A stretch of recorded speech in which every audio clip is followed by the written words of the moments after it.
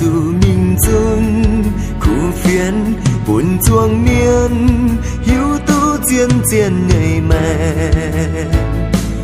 mãi miên thăm giờ sẽ mấy cành hiu tu chiang mẹ nhảy phiền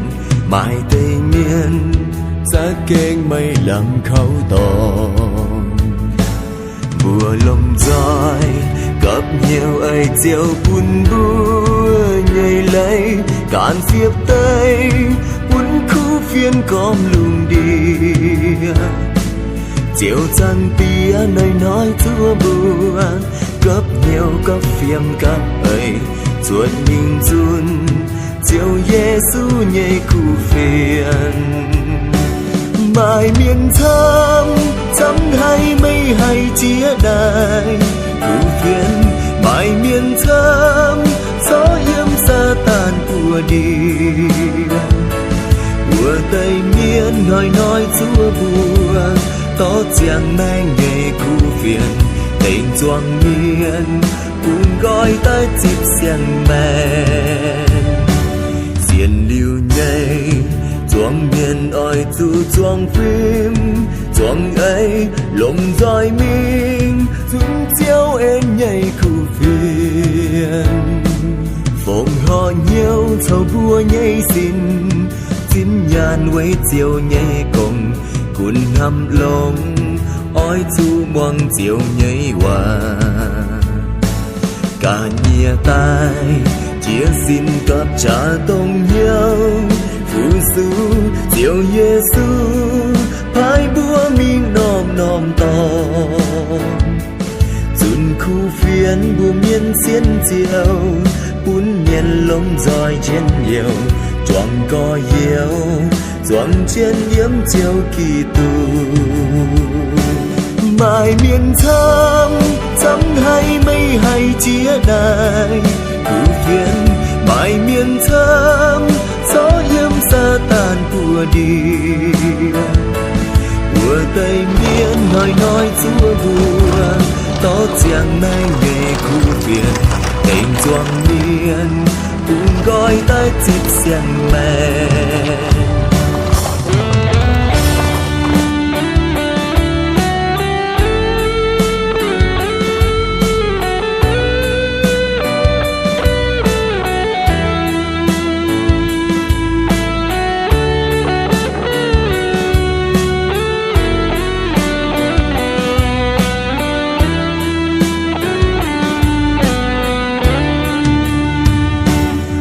mãi miền thăm chẳng hay mây hay chia đài khu phiền mãi miền thăm gió yếm xa tàn của đi